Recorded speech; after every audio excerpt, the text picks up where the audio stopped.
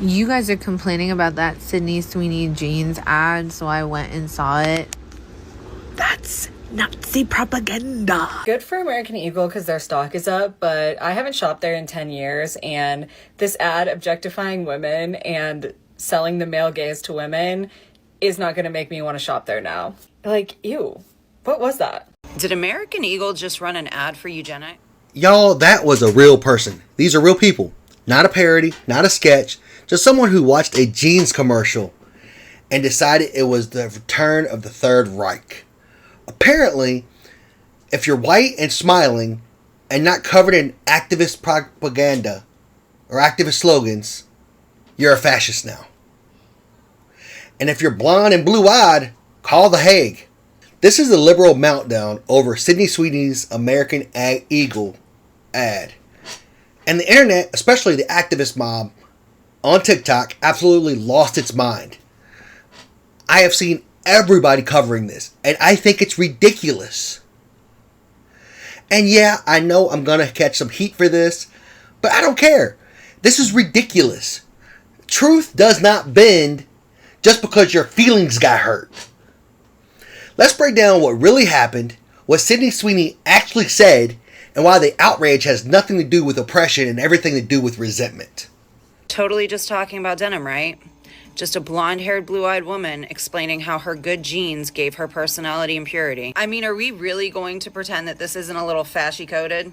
Look, I'm not saying that Sydney Sweeney personally wrote this ad to revive the Third Reich, but American Eagle absolutely knew what they were doing here. You don't get to drop lines about inherited traits, blue eyes, and great genes while zooming in on somebody that could have walked straight off of a Nazi propaganda poster and expect people not to catch that reference. We are watching fascist aesthetics sneak back into pop culture through fashion ads, tradwife influencers, and yes, now blue jeans. Should we be surprised that a company whose name is literally American Eagle is making fascist propaganda like this? Probably not, but it's still really shocking. Like, a blonde-haired, blue-eyed white woman is talking about her good genes.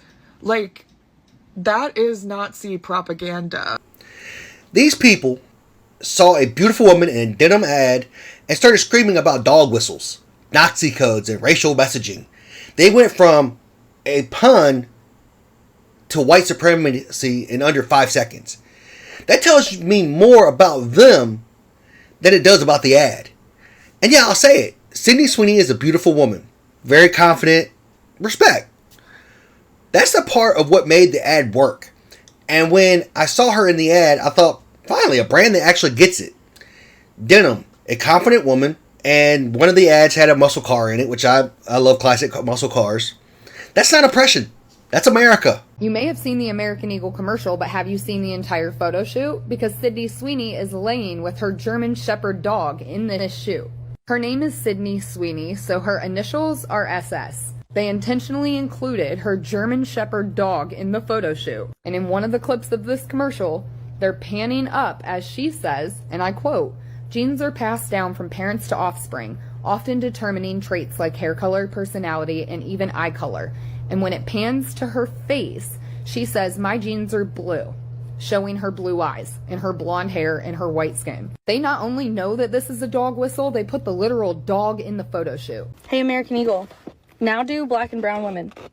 Because black and brown women also have great genes that they inherit from their parents. Did you know that? They also have butts that look really good in jeans as well.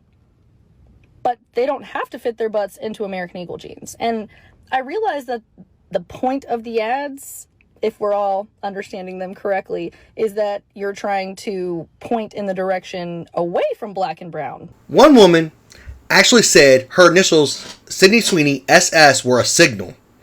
Another said the German Shepherd in the shoot was a dog whistle.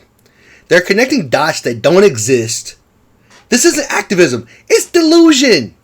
And now we've got TikTok PhDs declaring Sydney's a eugenics mascot. What's next? Burning denim in the streets? I showed this commercial to my wife. She's a Filipina. You know what she did? Nothing. She didn't blink. She saw a clean, stylish ad and moved on. She actually thought it was well done because she has common sense. She doesn't need to make every moment a crisis. And you know what? The ad was actually kind of clever. She says, "My jeans are blue," as in blue jeans. It's a play on words. Her blue jeans, as in pants, are literally blue. But the ad plays off the word jeans like DNA. That's the joke. But these people twisted a simple pun into eugenics conspiracy. They heard blue eyes even though she never said it. They saw racism in denim. And let's be clear, Sydney didn't even write this ad. She just did the job she was hired for. She showed up, did her part, and left. She's not in the writer's room. She's in the genes. Genes are passed down from parents to offspring, often determining traits like hair color, personality, and even eye color. My genes are blue. Sydney Sweeney has very genes. My body's composition is determined by my genes. Hey, eyes up here. Sydney Sweeney has very genes. That was it. That's the entire ad. That's what they labeled as fascist propaganda. This wasn't deep. It wasn't political. It was clean, clever, and lean into style and wordplay. But because it didn't include a pride flag or a trans slogan, the mob couldn't handle it.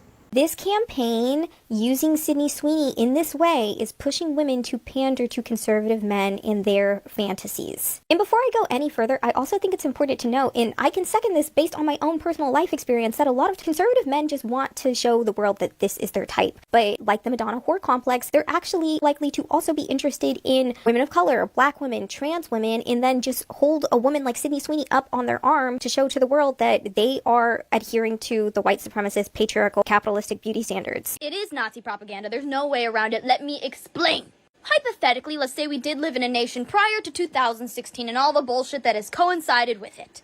And you put out an ad, a white, blonde, blue-eyed, Hitler's wet dream talking about how much she loves her genetics. It would still be weird. But then you add the fact that the nation is on its last leg promoting this Christian nationalism, white supremacist, fascist bigot bullshit, alongside a leader that has explicitly stressed the importance of being gene rich as opposed to gene natural, which falls alongside a lot of the same things that Hitler promoted back in Nazi Germany. They're literally saying the quiet part out loud, but was it ever truly quiet when you're wearing dumbass merch like this? I mean, really, make America great again. When was America ever great? Their definition of greatness was when this country was full of white supremacists and that slavery still existed.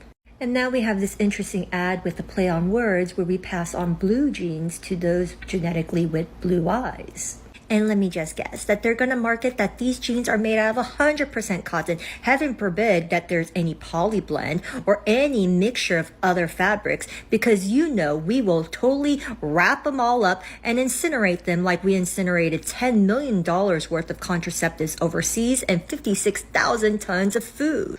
And according to one Meltdown, the ad is secretly pushing women to become more conservative because apparently being confident, feminine, and not yelling at men on the internet is now a political movement. They're not mad at what she said. They're mad that she exists. She's confident, she's beautiful, not bending a knee to their ideology. The same people trying to get rid of basic manners like sir and ma'am because they say it's offensive gendered language, that's not progressive. That's erasing respect. You say ma'am, they clutch their pearls and scream Nazi, and now it's over jeans. Yet they are totally fine, right? Like they're okay, right? And yes, I'm being sarcastic. This isn't about justice, it's about control. Control over how we speak, how we dress, and who we're allowed to admire. These people hate America. They reject patriotism and have no clue what modesty is. And mock common sense like it's a disease. And especially can't stand anything rooted in traditional values. Things like respect, confidence, family, pride in who you are. And if you're white, or even if you just look white, that makes it 10 times worse. If this had been featured anyone else from any other race, they'd be calling it empowering and brave. They hate those values because they abandoned them. And now they want the rest of us to pretend they never mattered. You want to know the real irony? The same people who scream about oppression are now the ones doing the silencing. They cancel, they bully, they twist everything into trauma. They don't want equality. They want submission. They become the very thing they claimed to hate. Censoring speech, rewriting standards, deciding who's allowed to exist in public without an apology tour.